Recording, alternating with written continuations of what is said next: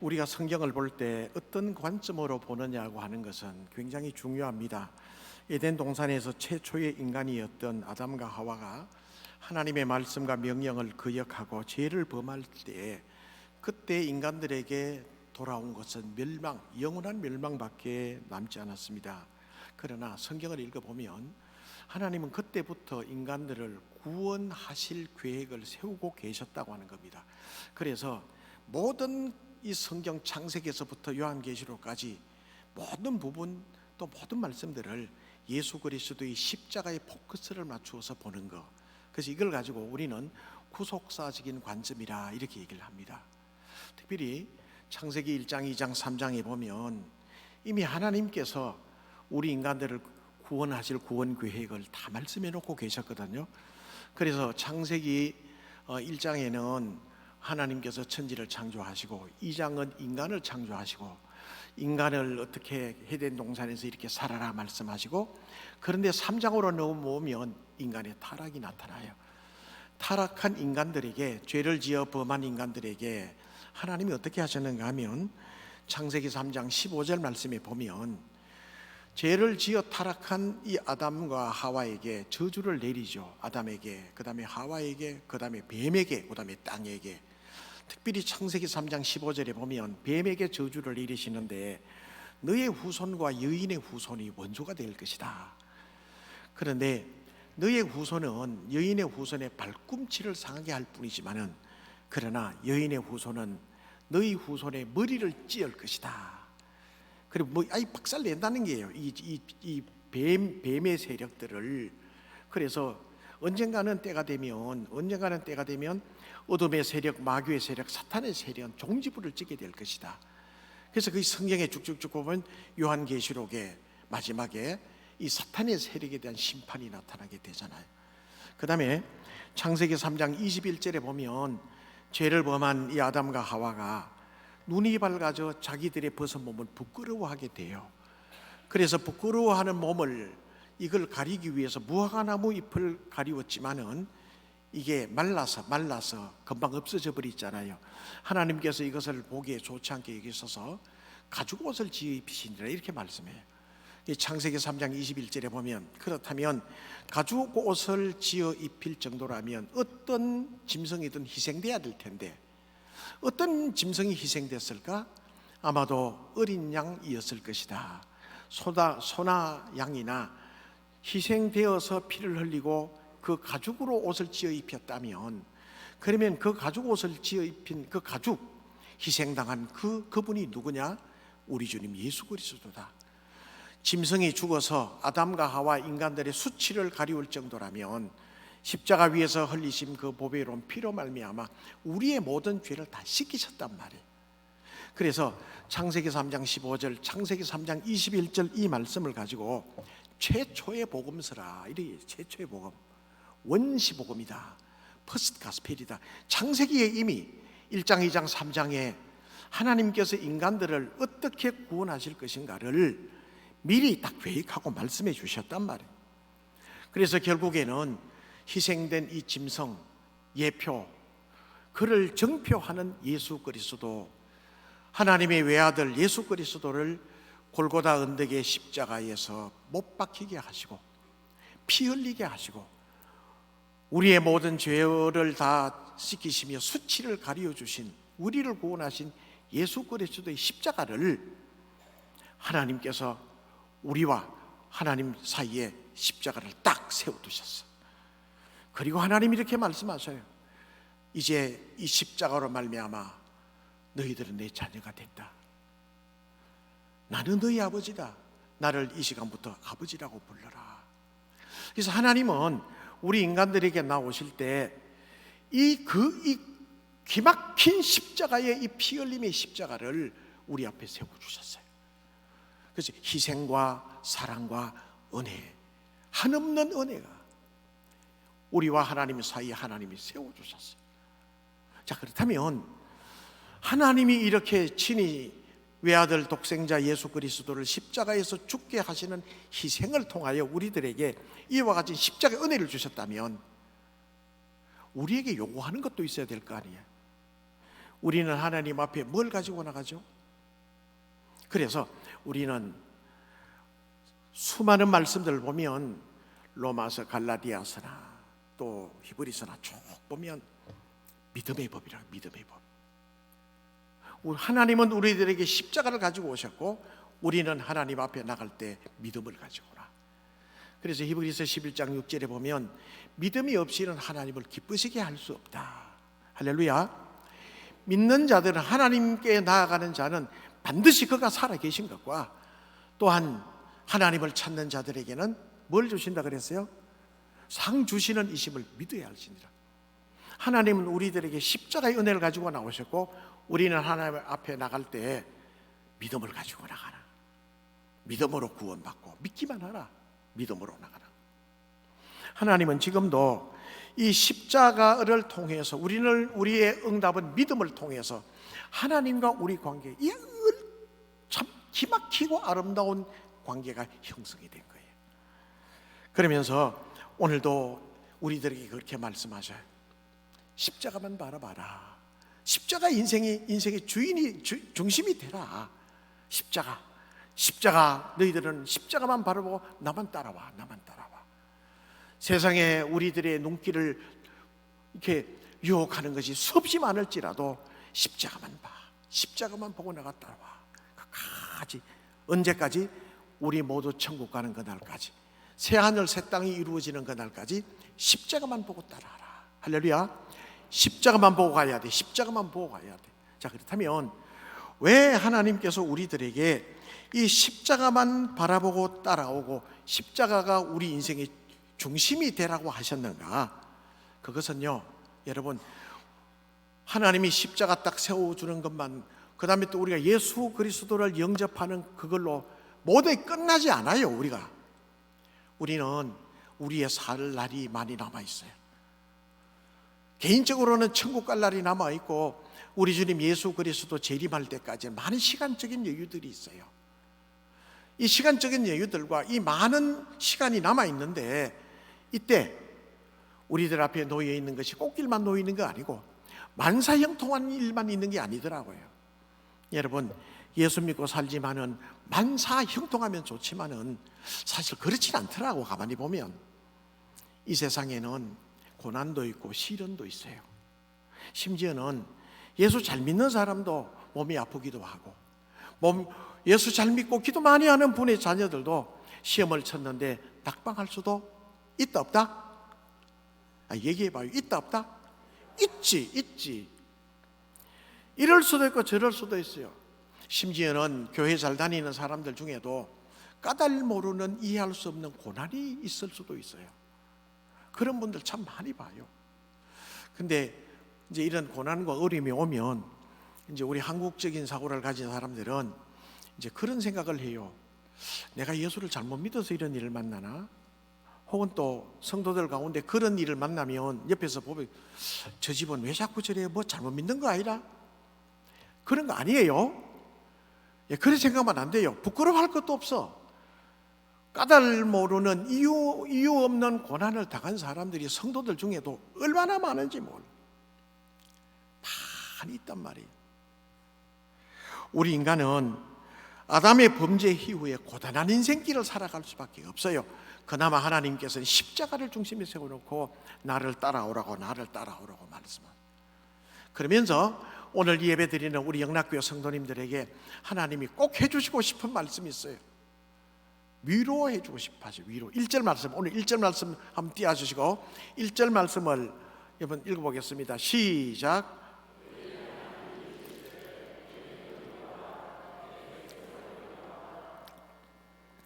하나님이 이르시되 너희는 내 백성을 위로하라. 내가 너희들을 위로하고 싶다. 이 말씀의 배경에는 70년 전에 하나님께서 하나님의 백성들이 하나님을 모시고 하나님 중심으로 살아야 되는데 바알 우상을 섬기고 하나님을 배반하고, 그래서 BC 586년에 바벨론에게 멸망당하게 했어요. 그래서 70년이 흘렀어요. 이사야를 보면 1장에서 39장까지는 제1 이사야라 그래요. 40장부터 66장 마지막까지 40장까지를 제2 이사야라고 그러는데 이 내용이 전혀 달라요. 전혀 달라요. 그런데 이제 40장 1절에부터 딱 나오는 내용은 너희들의 모든 그 노역이 끝났고 포로에 잡혀갔던 데서 해방될 때가 됐다. 요게 쭉 나와요. 쭉 뒤에 이제 40장 3절 4절 쭉 보면, 그런데 그 이면의 영적인 모습에 보면 우리 주님 예수 그리스도의 오심을 얘기하고 있단 말이에요. 예수 그리스도께서 이 땅에 오시면, 메시아가 오면 너희들이 참으로 위로받는 역사가 일어나게 될 것이다. 그래서 3절에부터 쭉 보면 골짜기는 도두어지고 높은 산은 낮아지고, 그리 주의 오실 길을 첩경을 평탄케 하고, 예수님 오실 걸 얘기하고 있잖아요. 이 세상의 모든 인생은 풀의 꽃과 같다, 안개 같다. 이 다 예수님 오실 때 얘기를 쭉 복음서 이걸 인용을 했는데, 이렇게 예수 그리스도 오심을 얘기를 하면서 하나님의 백성들을 위로하기를 원하죠. 그래서 특별히 이사야 40장 1절에서 2절 보면 하나님께서 백성들에게 위로하고 싶어. 오늘 이 아침에 이 이사야 40장 1절부터 나오는 말씀을 가지고 우리 영락교회 성도님들을 하나님 위로하고 싶어 하셔요. 자, 그러면 하나님이 우리를 위로해 하고 싶어 하시는데, 이 위로에 관한 것이 몇 가지 있는가? 자, 첫 번째는 잘 들어보십시오. 하나님이 친히 위로하시는 위로가 있어요. 왜 하나님이 우리를 위로하실 것인가? 위로하려고 하시는 것인가? 하나님은 우리를 너무 잘 아셔요. 우리는 연약해요. 참 약한 존재가 우리들이거든요. 하나님은 우리의 형질과 체질을 아시고 우리의 부족함을 아셔요. 사람들은 다 나름대로의 다 기질과 형질과 체질이 다르지요. 다 달라. 그래서 질병들도 나타나는 것도 다르고, 그러나 하나님은 다 알고 계신단 말이에요. 우리같이 이 인간같이 무능한 존재가 없어요. 오늘날 이 시대는 우리 인간들의 보편적인 마음속에 질병이 뭔가 하면 막연한 불안, 막연한 두려움. 그래서 실존주의자들 가운데 하이데거라니 사르트르 이런 사람들 보면 인간을 두고 평가할 때 그 사람들은 하나님을 믿는 사람들이 아니므로 어떻게 표현하는가 하면, 인간들은 저 우주 가운데 던져진 존재라 그래요. 우주 가운데 던져진 존재가 얼마나 불안하냐. 우리 인간들을 두고 불안한 존재요, 두려움이 많은 존재라. 사실 아무것도 할 수 없어요, 우리가. 그러면 이제 목사님 아무것도 뭘 할 수 없냐, 여러분 한번 생각을 해봐요. 맹장수술 받으신 분들 계신지 모르겠네. 맹장수술 받으면 물도 한 방울 못 먹게 하잖아요. 뭐가 나올 때까지? 찬양대 확실히 원색적으로 잘 표현해 주셨어. 일부 예배 때는 아주 유식함으로 깼어 이러시더라. 방구하는데도 여러분, 방구 끼고 싶어 낄 수 있나요? 나오는 방구를 멈출 수 있나요? 아니, 웃을 일이 아니라 그만큼 우리 자신을 아무것도 못해요. 무능해. 맹장수술하고 가스가 나오면 아무것도 못 먹어요. 또 가스 나왔다고, 방구 나왔다고 막 의사한테, 간호사한테 막 큰 소리를 내. 방구 나왔다, 가스 나왔다고. 이보다 더 연약한 존재가 세상에 어디 있나? 그런다, 하나님은 이런 연약한 존재를 아시고 우리를 위로하신단 말이에요. 고린도후서 1장 3절에 보면 이런 말씀이 있어요. 읽어보겠습니다. 시작. 찬송하리로다. 그는 우리 주 예수 그리스도의 하나님이시요 자비의 아버지시요 모든 위로의 하나님. 자, 보십시오. 자비의 아버지시요 모든 위로의 하나님이시라 그랬어요. 모든 위로의 하나님이시. 하나님은 오늘도 우리를 위로하고 싶어 하셔요.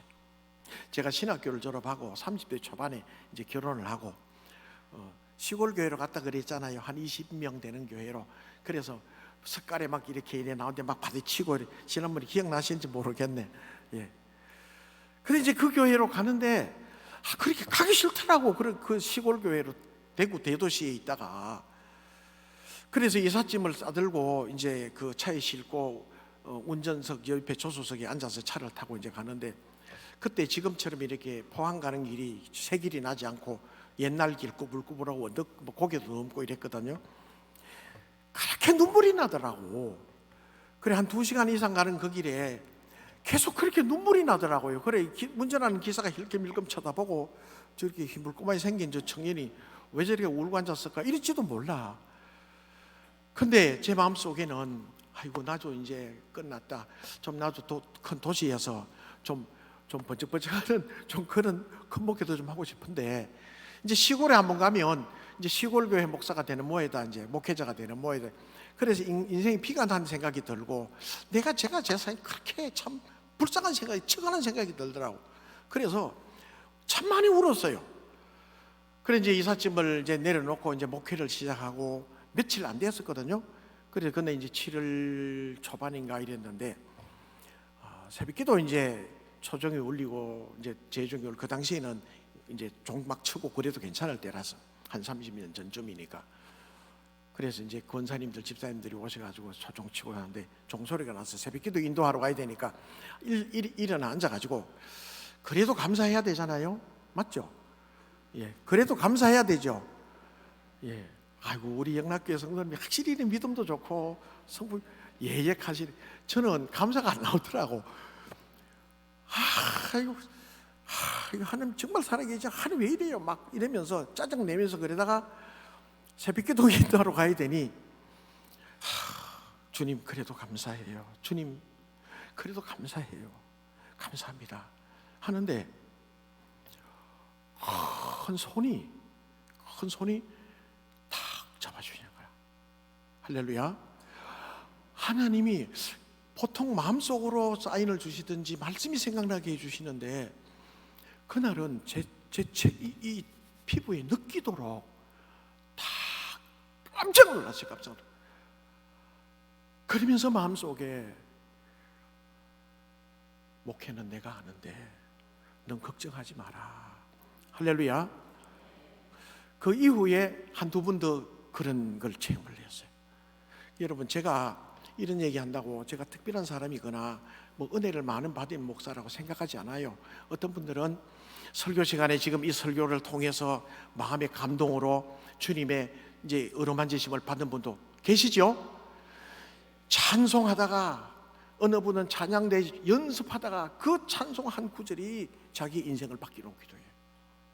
심지어 어떤 분들은 집에 가다가 길섭에 핀 들꽃 한 송이를 보면서 하나님의 임재를 느끼고 믿음의 생각이 바뀌신 분도 있더라고. 어떤 분들은 병석에 누워 있는데 목사님이 찾아오셔서 말씀 한 절 읽어주시고 찬송 부르고 말씀 한 절 주시고 한번 안수기도 받았는데 너무 감동이 되어서 병석에서 벌떡 일어나는 분도 있더라고. 인생의 험악한 터널 속에서 어둠 속에 있었는데 한번 예배 참석하여 말씀을 듣고 힘을 얻은 분도 있어요. 많은 분도 있어요. 이사야 66장 13절 읽어보겠습니다. 이사야 66장 13절 시작. 어머니가 자식을 위로함 같이 내가 너희를 위로할 것인지 너희가 예루살렘에서 위로를, 엄마가 자녀들을 위로함 같이 내가 너희들을 위로할 것이다. 하나님께서 우리 영락교회 성도는 왜 위로해 줘야 않겠어요? 지금 담임 목사님도 안 계시고 할 때, 담임 목사님 안 계실 때 마음이 허전해요. 참 이상해. 그거 보면 담임 목사님이 오시면 뭔가 꽉 차 있어 보여요. 이런 우리의 모든 이 감정 상태, 정신 상태, 마음 상태를 하나님은 너무 잘 아시거든요. 여러분, 하나님께서 이 말씀을 통해서 여러분을 위로하시는 이 위로를 아멘하며 받아들이게 되는 거예요. 할렐루야. 그래서 임마누엘 하나님이라 했어요. 하나님이 함께 하신다. 하나님이 함께 하시잖아. 에베네셀의 하나님이라고 그랬어요. 여기까지 와서 도우셨네. 앞으로도 도우실 거야. 성리하게 하실 거라. 시련이 있고 고난이 있고 힘든 일이 있다 할지라도, 심지어는 까닭 모를 어려운 일을 만난다 할지라도 하나님이 함께 하신다는 걸 내가 믿는 내 믿음이 있으면 여러분 이겨나갈 수가 있어요. 왜? 없는 하나님을 만들어 놓은 것이 아니라 붙들어 주신 하나님이시잖아요. 그래서 저는 목회를 가만히 보면서, 목회가 여러분 뭐 상주교회 원로 목사라 해서 꽃길만 걸어온 것 같죠? 에이, 안 그래요. 목회만 또 그런 것이 아니라 일반 직장에 다니시는 분들도 많이 힘든 분 많잖아요. 그런데 쓰러지지 않고 넘어지지 않고 다른 믿음 가지지 않고 말씀만 중심으로 해서 바라보고 목회할 수 있는 힘은 하나님이 붙들어 주셨던 것 같아요. 그 은혜가 컸던 것 같아요. 걱정하잖아요. 여러분, 우리 김천 영락교회 성도 여러분, 염려하지 마세요. 기도하세요. 좋은 담임 목사님, 우리에 맞는 목사님을 보내달라고 기도하면 우리의 형편 처지 너무 잘하신 하나님이 응답해 주실 거라. 할렐루야. 이런 은혜 날마다 체험하게 되시길 주님의 이름으로 축원합니다. 그 다음에 두 번째는 이런 하나님이 우리들로 하여금 서로 위로하며 살라고 그래요. 우리의 위로.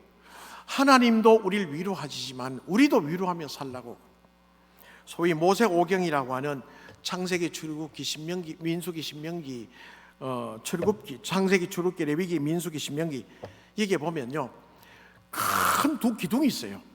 첫째 기둥은 마음을 다하고 뜻을 다하고 성품을 다하여 하나님을 사랑하고 하나님 말씀을 붙들고 살고, 두 번째는 네 이웃을 네 몸과 같이 사랑하라. 그리고 명절 때마다 주어지는 말씀은 너희는 오순절을 지키던 뭐 장막절을 지키던 명절 때마다 객과 고아와 나그네를 선대하고 함께 이 즐거움을 나누라 그래요. 꼭 그렇게 얘기를 해주고 있어요. 하나님만 잘 믿고 잘하는데 이웃들 관계가 영 아닌 분들도 있어요. 그게 잘못되었어요. 하나님의 위로를 받고 하나님을 정말 존중히 잘 여기고 한다면 이웃들과도 잘 지낼 줄 알아요. 그러면 객과 고아와 과부를 누구를 그렇게 얘기할 수 있을까? 그 당시나 지금이나 아마 사회적인 약자 혹은 그렇지 않더라도 심령 속에 상실감이나 박탈감 이런 분들이 많은 분들이 또 있을 거예요. 상처 많은 분들이 있을 거예요. 우리 모두가 다 그 대상이 될 수 있을 것 같아요. 옆에 같이 앉아있는 우리 모든 성도님들 다 될 수 있을 것 같아요. 그래서 성경은 우리들에게 그렇게 말씀합니다. 로마서 12장 15절, 로마서 12장 15절 보면 같이 읽어봅니다. 시작. 즐거워하는 자들과 함께 즐거워. 하나님은 잘 믿는데 이런 말씀들을 좀 뒷전으로 쳐낸 분들이 많은 것 같아요. 아니, 이 말씀도 동일하게 생각을 해야 돼요. 이 시대의 현대인들은 아까 말씀을 드릴 때 불안과 두려움이라고 그랬잖아요. 또 한 가지 더 추구한다면 외로움일 것 같아요. 외로움. 요즘 젊은 사람들 가운데 회자되는 그 단어 있잖아요. 혼밥이죠. 혼밥. 그죠? 혼술. 혼밥은 뭘 혼밥이라 그래요? 혼자 먹는 밥. 혼술은 해보신지는 않겠죠? 혼자 먹는 밥을 혼밥이라 그래요. 고속도로 그 휴게소나 또 식당 같은 데 가보면 요즘엔 혼자 먹으라고, 주위에 사람들 시선 신경 쓰지 말라고 꼭 그 무전실체로 딱딱 이렇게 해놓은 데가 있잖아요. 외로움이에요, 외로움. 그래서 동물들에게 그 위로받기를 원하고, 지난번에 말씀드렸죠. 그 개 장례식, 그죠? 예. 외로워, 너무 외로워요. 누가 그래 외롭나? 우리가 그렇게 외롭게 살아가요. 옆에 이번 성도님들 같이 앉아 예배드리지만은 사실 내 속에 있는 것을 털어놓고 같이 얘기하고 몇 분이나 돼요? 없잖아요. 교회에서 만나서 재밌게 이런저런 얘기하고 오지만은 내 속에 있는 고민을 털어낼 분이 몇 분이나 있어요. 어릴 때는 친구들 좋다고 온갖 얘기를 다 하지만 나이가 점점 먹어가면서 속에 있는 거 다 얘기 못 하잖아요. 부부간에도 얘기 못하는 분들도 참 많더라고. 가만히 보면 어른들은 어른들대로, 청년은 청년대로, 학생들은 학생대로 다 위로와요. 그러므로 위로가 필요해요. 다 위로가 필요해요. 네 분이 살다가 한 분이 먼저 천국 갔는데, 그러면 한 분은 룰루랄라 하면서 행복하게 살 것 같아요? 아니, 정말 외로워하더라고. 정말 외로워하더라고. 남자 성도님들, 여자 성도님들 중에 남자 성도님들이 천국 먼저 올라가면 그 혼자 된 이 여자 성도님은 그나마 좀 뭐 괜찮게 살아가는 것 같아요. 근데 여자 성도님이 먼저, 할머니 성도님 먼저 천국 가고 남자 성도님이, 할아버지 성도님 혼자 남으면요, 불쌍히 못 봐. 그러니까 남자 성도님들은 잘해드리셔야 돼. 많이 봤어요. 목회하면서 많이 봤어.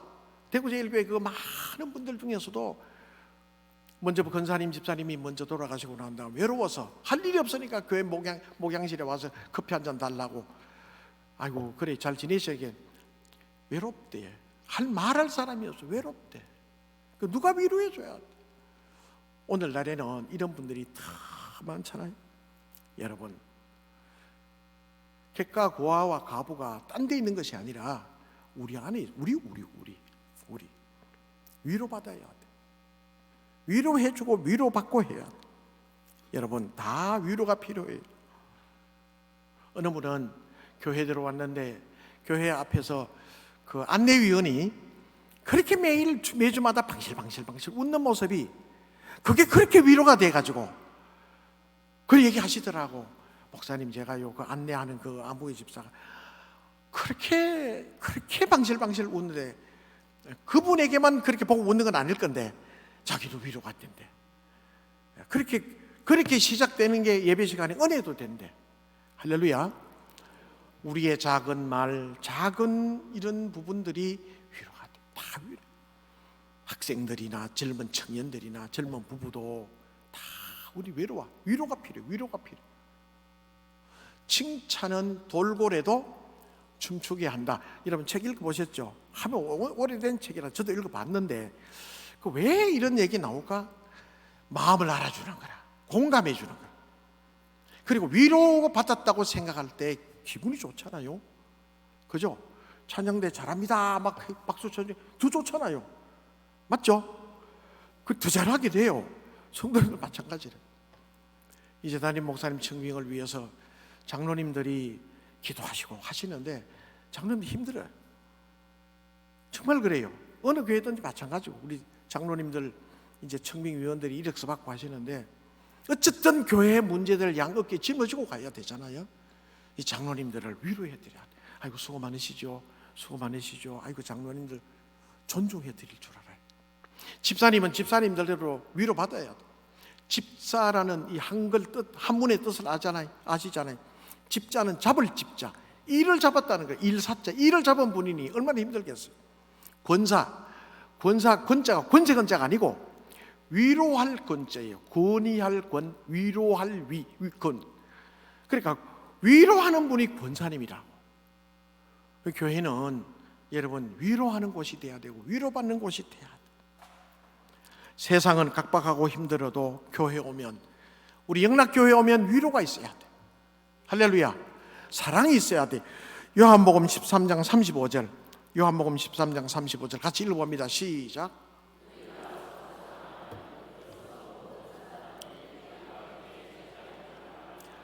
너희가 서로 사랑하고 너희가 서로 위로하면 주님의 몸인 교회 안에서 모든 사람들이 너희가 내 제자인 줄 알 것이다. 그래, 교회의 성도들의 트레이드마크는 위로와 사랑이에요. 위로와 사랑. 밖에서는 위로받지 못해도 교회 오면 위로받을 수 있는 곳이 돼야 된다. 김천 영락교회, 우리 영락교회 가면 그 참 은혜롭더라. 내 마음을 알아주더라. 그러면 몰려들게 돼 있어요. 위로받기 위해서. 한 번 오면 또 못 나가. 왜? 위로가 있기 때문에. 제가 대구제일교회에서 부목사로 있을 때 심야기도의 시간이 됐어요. 그래서 당회장 목사님이 이제 인도를 하실 때 9시 반부터 11시까지 이렇게 이제 막 기도하고 하는데, 9시 반 조금 넘었는데 막 시작이 됐는데 그 사무실 전화벨이 막 계속 울리는 거예요.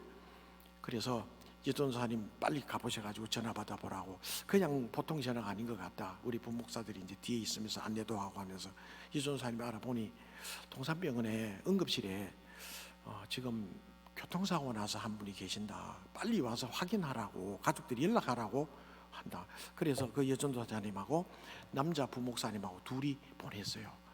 그래 가가지고 얘기를 듣는데 그 당시에는 자가용이 많이 없었기 때문에 이제 시내버스 막 이래 타고 오는데 내리려고 딱 섰는데 이 버스가 급정거를 해가지고 막 전부 막 콕한데 이분도 시내버스 옛날 시내버스 뒤에 보면 이래 난간 이래 돼 있잖아요. 이래 그래 이 가로 이 그 손잡이에 여기를 심하게 들어봐. 그래 거기서 적사에 별세 그 자리에서 별세. 그래 병원에 모시고 오니 이미 별세였어. 그래서 그 이제 가방을 열어 보니까 성경책이 있고 대구제일교회 주보가 있어서 전화 드리는 거다. 그래 전사님도 부목사님도 그렇게 교통사고 나서 그러니까 얼굴이 막 변하고 막 둥둥 붓고 이러니까 못 알아본 거라. 이반이 누구냐 두 분이 막 그러면서 가만히 보던 이 남자 부목사님, 우리 집 사람이네. 사모님 젊은 사모님. 그러니 여러분 살아가다 보면 까닭을 모르는 그런 시련과 고난도 있어요. 그렇다고 하나님 안 계시는 거 아니잖아요. 얼마나 큰 상처를 받았고 힘드는지 장례를 이제 다 지내고 오랜 이제 한 2, 3년 지났어요. 그래 이제 그 이후에 우리 밥을 먹으면서 이제 부목사들이 앉아가지고 그 목사님한테 목사님 그때 힘들었죠 이랬더니 살아갈 용기가 안 나더래. 얼마나 힘든지 그 상처가 되잖아. 그래 그러면 이렇게 잘 이겨낼 수 있는 비결이 뭐였나? 어떤 게 위로가 됐더냐? 이제 부목사들이 앉아가지고 부목사들이 7, 8명 되니까 앉아가 이제 빌보에서 그랬더니 어려움을 당하면 사람들이 와가지고 한마디씩 한대요. 뭐 마음 굳게 먹어라, 기도해라, 뭐 천국 소망 가지라. 근데 그게 그렇게 위로가 안 되더래. 근데 마음에 담긴 위로의 말은 마음에 와닿더라는 거라. 마음에 우선 우러나는 위로의 말은 와닿더래요. 그 다음에 두 번째는 옆에 있어주는 거. 그냥 밤늦게까지 있다가 가시고 그렇게 돌아가면서 그 교구의 집사님, 권사님들, 안수 집사님들이나 우리 부교육자들이나 그렇게 한동안 동안 혼자 있으면 안 될 것 같아서 그래 한 게 정말 위로가 됐다. 이런 말씀을 하시더라고요. 여러분 우리가 인생을 살다 보면 항상 좋은 일들만 있고 항상 형통한 일만 있으면 참 좋을 텐데 그렇지 않아요. 다 상처받은 모습으로 우리 주님 앞에 와요. 크고 작은 일들이 많아. 여러분 한 주간 동안에도 여러 가지 많은 일을 겪었잖아요. 우리에게 필요한 것은 하나님의 위로요. 우리 서로 위로하면서 살아가요. 날 좀 위로해봐. 날 좀 위로해봐. 이것도 좋지만은 다 그러니 나도 위로하고 당신도 날 좀 위로하고 위로하면서 살아요. 할렐루야. 그런 교회가 하나님의 임재를 느낄 수가 있어요. 뜨거움이 있고 신령한 은혜가 있고. 여러분 그렇게 살다가 한 10년 20년 쭉 계속 살다가 위로자로 그렇게 살다가 10년 20년 이후에 우리 인생을 잘 돌이켜 본다면 그 인생이 얼마나 아름다운 인생이 되겠어요. 하나님이 보시기에 착하고 충성된 종아, 네가 내 백성들, 네가 주위에 있는 네 성도님들 정말 위로했더니 정말 고맙다 칭찬하지 않으시겠어요? 여러분 우리 김천인간교회 모든 성도님들, 하나님은 오늘도 우리들에게 위로하길 원하셔요. 하나님의 위로가 여러분 심령 속에 가득하게 되시기를 주님의 이름으로 축원합니다. 또 위로하면서 합시다. 고맙다고 표현하고 감사하다고 표현하고 좀 공감도 해주고, 그래서 우리 영락교회가 더 풍성한 은혜가 넘치는 축복된 교회 되시기를 주님의 이름으로 축원합니다. 아버지 하나님, 주의 위로가 가득한 우리 영락교회가 되게 해주시고, 주님 담임 목사님 안 계시니 아버지 없는 가정처럼 뭔가 허전합니다.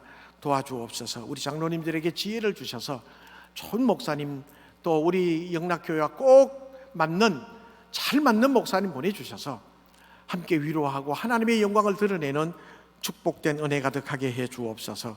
예수님 이름으로 기도합나이다. 아멘.